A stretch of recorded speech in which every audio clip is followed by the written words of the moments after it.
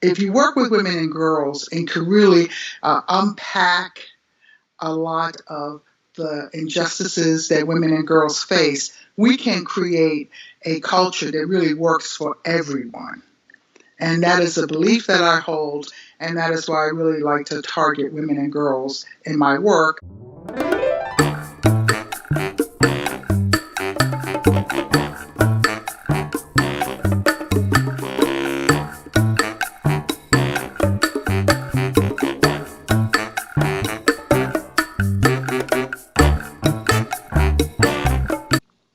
Hi, my name is Nancy Hardcastle. I'm a speech coach, and my mission is to help public speakers stand up, be great, and create radical change in the world. Today, I'm interviewing Yvette Angelique Hyater-Adams. Sorry, I got the Angelique right.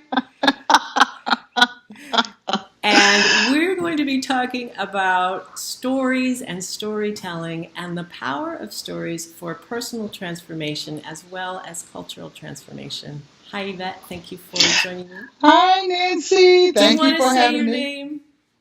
Yes, Go for it. Yvette Angelique Hyater-Adams. Okay, thank you. It's Rather than give you a long list of nouns and superlatives about Yvette and her amazing work, I'm going to let her introduce herself by reading a poem that she's written because besides being a storytelling expert, she's also a poet. So, yeah, this comes from one of my chapbooks. It's called Shut I See, and it's called Take Note. Quite a jewel you are, just being a mover and shaker in people's lives. Better recognize, sister girl, the living history you bring to all who say in their heads and hearts, child, she done been here and loved me in ways unmatched by Miss Sealy and Suge, Grandma Baby in Denver, Janie and Tea Cake, unimagined by Miss Alice, Miss Tony, and Miss Zora telling stories. wow. There you go. Thank you. Mhm. And so, That was one of the poems I wrote some years ago when I would send out little encouraging notes in a letter every Women's History Month. I would write a poem, oh, wow. and I've always collected some poems over the years for doing that, and I always enjoy writing them, and that was one of my favorite ones that made it into the book. Cool, cool. Yeah. I love hearing the voice. Yeah, yeah, Very yeah. nice. And because I love Alice Walker and Toni Morrison and Zora Neale Hurston, I mean, they're some of my favorite writers, in addition to Audre Lorde and Virginia Woolf. I have too many to name, so I just won't stop there. Okay. I'll just stop there, I should say. All right. So hmm I met Yvette at a conference last month, and I participated in a workshop that was called Story Circle. And she hmm uses literature as kind of a way into the storytelling process. And that's part of why I wanted to have her share one of her poems with us, because literature is a huge part of what she does. And so I'm wondering if you could just kind of start at the beginning and orient us as to the work that you do. Yeah. Well, my work is as a storytelling facilitator, and that's what I like to call myself because it is interdisciplinary. I am an artist. Is also based in a literary artist. Is based in narrative inquiry, intersectionality, and creative and expressive writing. So I've really kind of taken these major streams and disciplines and pulled them together to do work around storytelling. And the body of work that I work from in terms of like a model, if you will, is one that I created some 17 years ago that's called Transformative Narratives. Because I do believe in the transformative power of stories. And that is to write them, and it is also to speak them. And so, we can talk a little bit about that. But the main audience that I worked with is women and girls. And for me, working with women and girls, if you work with women and girls and can really unpack a lot of the injustices that women and girls face, we can create a culture that really works for everyone. And that is a belief that I hold, and that is why I really like to target women and girls in my work. I do work with some men. It's not like I don't work with any men, but in terms of the work that I go out and do and focus on in the world is with audiences of women and girls. Mm-hmm. And so, if I'm hearing correctly, it sounds like it's starting at the personal level, and then Mm-hmm. kind of the idea that, well, if there's enough people working on that Mm-hmm. personal transformation, it then Mm-hmm. extends out into, well, it becomes a force, essentially, right? Oh, yeah, absolutely. And it is to really start with your own individual work. A lot of people, particularly women, and again, this is not every single woman, but I'm really looking at women as a collective, if you will, uh, really are involved in holding together communities, whether it be family, whether it's their local communities, and so forth. So this notion of really unpacking self is something that we don't spend a lot of time doing, and really pulling out threads to see ways that who we are and all the different identities that we hold and how they either support our lives, take over our lives, or really get in the way of us living our lives. So really to unpack them through writing and storytelling about them is a really good start. And so, could you tell us what that looks like? Let's say that you Mm-hmm. have this group of women or girls, and Mm-hmm. maybe you tell me, perhaps you have a specific direction or a specific Mm-hmm. focus that you're trying to take them, and then here we Mm-hmm. are. What does that look like? Right, right. Well, of course, I know that you participated in the process that at the conference. And what I typically do, as you mentioned before, is to introduce a piece of literature. My work as a poet and a writer, I am always curating poetry readings or curate events where I use poems that exist to help teach or educate. I think one of the things that's beautiful about being a poet and a lover of poetry is the fact that it teaches us so much in very succinct language and imagery. And so when you read a poem like Where I'm From by George Ella Lyons is one that I like to use, or Finding Her Here by Jane Rutherford Brown, or Won't You Celebrate With Me by Lucille Clifton. These are some poems that put you square in the middle of a woman's experience. And then she gets to sit down and go, wow, let me talk about or connect what my life around this poem. You know, what of this poem is part of my life? And that's a place that I like to start so that women, when they see this in a poem, they immediately know, hey, I'm not the only one. This poet has written my life. I've read poems that just brought me to my knees in tears because it's like they were looking in my bedroom window because there was my life in those words. And so the power of literature, poetry, essay, stories, fiction, nonfiction can be transformative to just see this is what's happening out there that's also happening inside here. And what I do is take that to the next step, to the next level with women and say, okay, where are the connections? Let's hear your connecting story with this piece of literature, and you can even expand on it.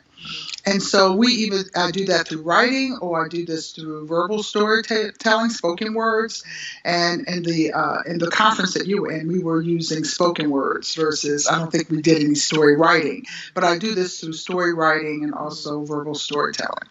So the idea is you read the poem, and then Mm-hmm. let's say I read the poem, and then you asked me, so Mm-hmm. in what way do you see yourself in this poem? Tell me about how you Right. live that out.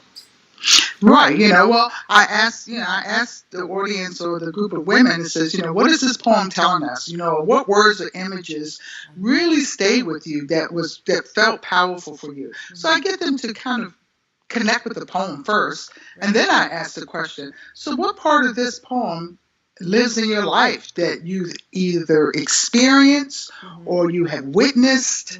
How has this poem showed up in your life? And there have been rare occasions where someone didn't raise their hand. That's great. Yeah, yeah. That speaks to you choosing relevant poetry too.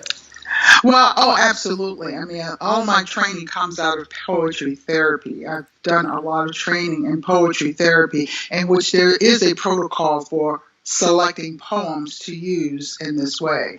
So they're just not kind of just ad hoc poetry pulling.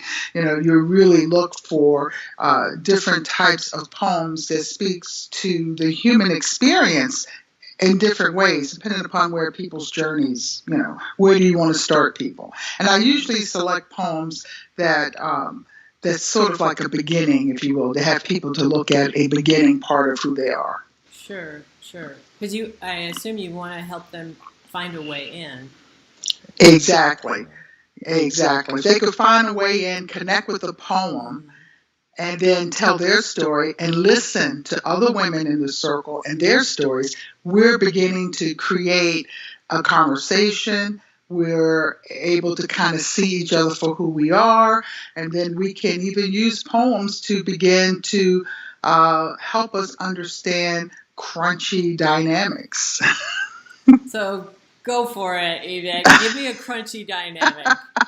Well, and particularly in the U.S., we are knee deep in this racism and sexism dynamic. So you just pick one, over policing in Black communities. You look at the Me Too movement, the Believe Her movement. There's different ways that the issue of race and gender that is a hotbed right now in the U.S. And so when I'm looking at poems to select, I'll start to look at one that kind of puts a square out there. There's a poem written by Kenneth Rexroth, Rexroth. Rexroth. I'm going to go look and it's called too. It's called Discrimination. Oh. And it was written back in the 60s. But he just writes out all of this behavior, about, I don't like this kind of a person. I don't want this kind of person marrying my sister. I don't, I like their art. It's interesting. He never says what group he's talking about. But you can put any kind of racial group in that scenario, and you've heard that story. And so when I've had people read that poem by Kenneth Rexroth, I go, well, who was he writing about? People go, oh, he's writing about Muslims, or he's writing about African Americans, or he's writing about Latinas. So, whatever is present in that person's mind, they've heard that story by these different racial groups. Right. And then it becomes a very interesting conversation about, first of all, this was written in the 60s.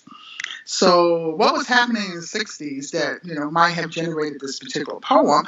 But here we are in 2018, and look at the groups that we all have named that this poem is making reference to. So what does that tell you about the patterns of discrimination, the patterns of the narratives that happens in discriminatory languaging? So then people get a huge aha. It's like you could slip in a different group and it's the same story. And so it makes a very, not subtle point, but a very powerful point about narrative and story and social identity. Oh, right. Because it itself is a kind of narrative. Absolutely. So for me, using poems in this way has been a great teacher to really peel back the threads of the different identities that we carry, because particularly as women, we have intersectional identities. I mean, our race, our gender, our sexual orientation, faith, go on and on and on, education, income levels. And with each thread of these identity, it has an individual story, And then it has a story that's either an advantage or disadvantage societal story. And then there's a story that lives in the different systems that we live in, our communities, our work institutions, our education institutions, our faith institutions, and how it all plays out. So these different threads of identity on top of the different levels, it becomes really complex. So it's a wonder why people have a hard time having these kinds of conversations. One of the questions I know that I get asked a lot.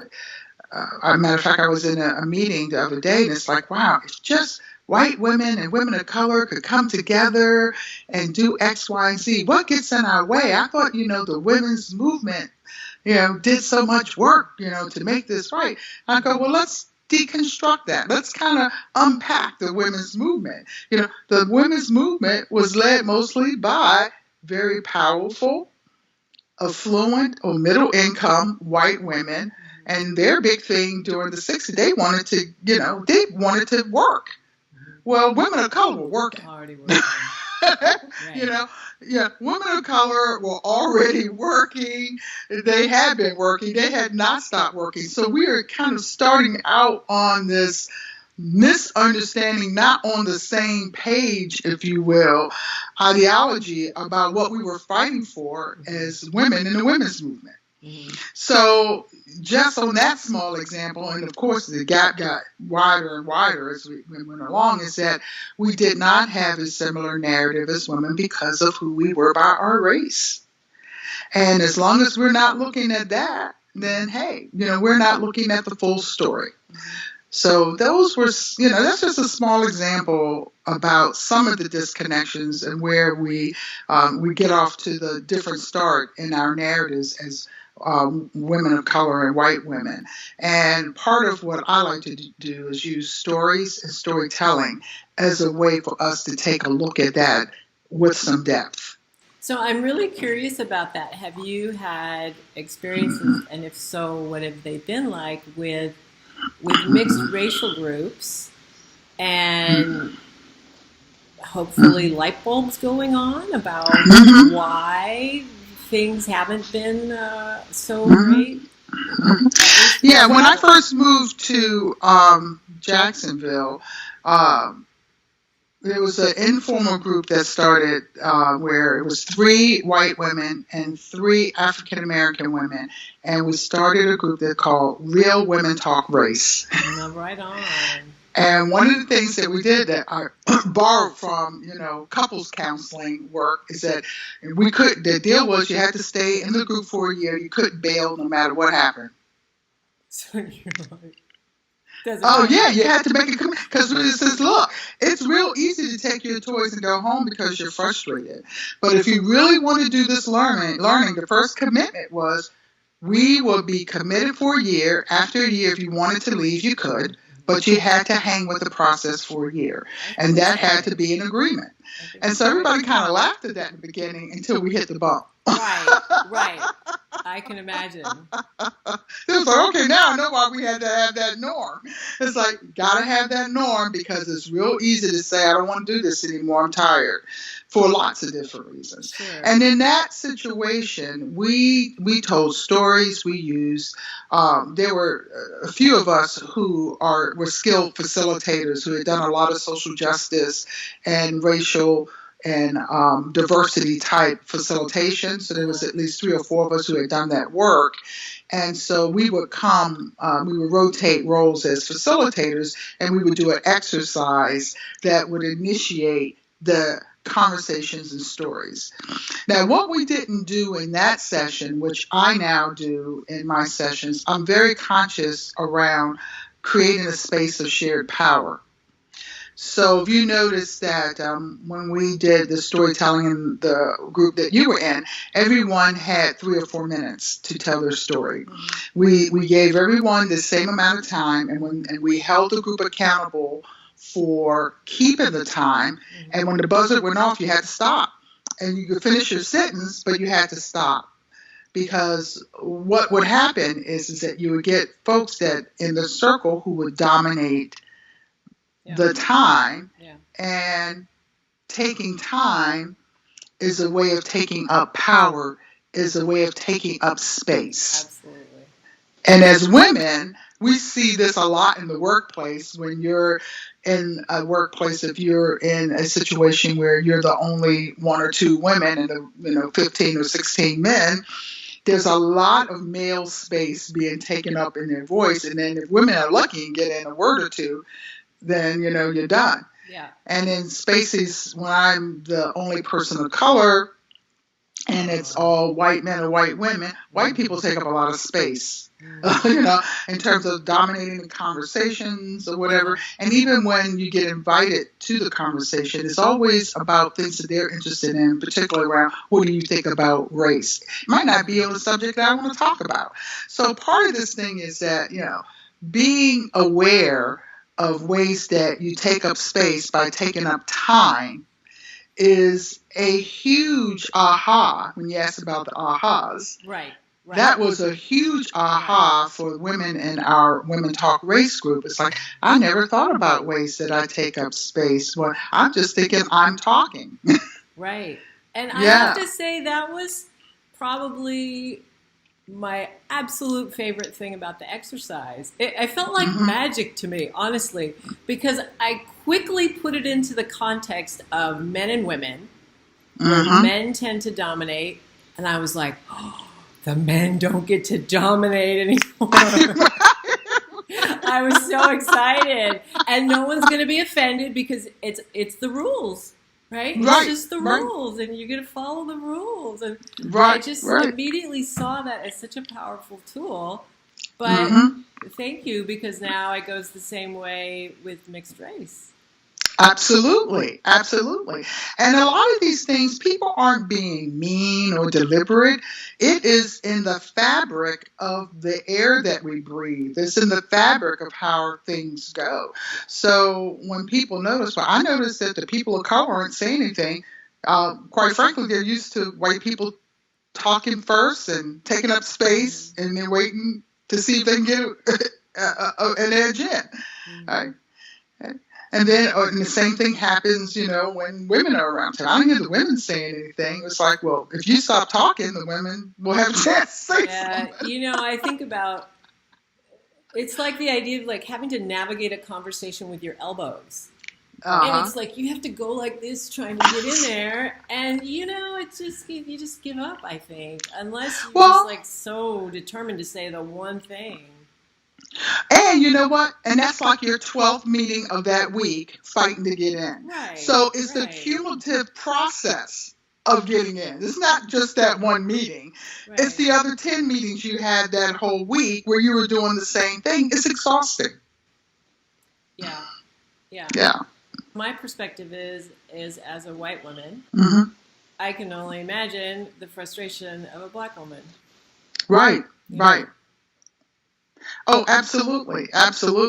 And I recently read at the Yellow House, which is a art gallery for social justice here in Jacksonville, Florida. I read one of the essays that will be coming out of my upcoming book, and this essay had to do with hair. And it was in the method I used was called a braided essay, and it was two stories I was telling. Sort of like every other paragraph was a paragraph of the next line to the story. And I was talking about growing up and the process my mother went through. I have two younger sisters, what it was like on Sunday to get our hair done for the week. And then I would tell the story about navigating as a banker. I was a senior vice president at a bank, and navigating the halls of corporate America and having so much thought going into what do I do with my hair. And so weaving these two stories, there were women of color in the audience that were either laughing or tearing up. There were white women in the audience, as I read the story, who were just shocked at the thought. And what really tickled me was there were a few white men in the audience who were just blown away. And it said, I will never think about a Black woman's hair the same way because I never have to think about what's happening with my hair when I go to work. And hearing your story was exhausting. I can't even wrap my brain around what that must be like for you.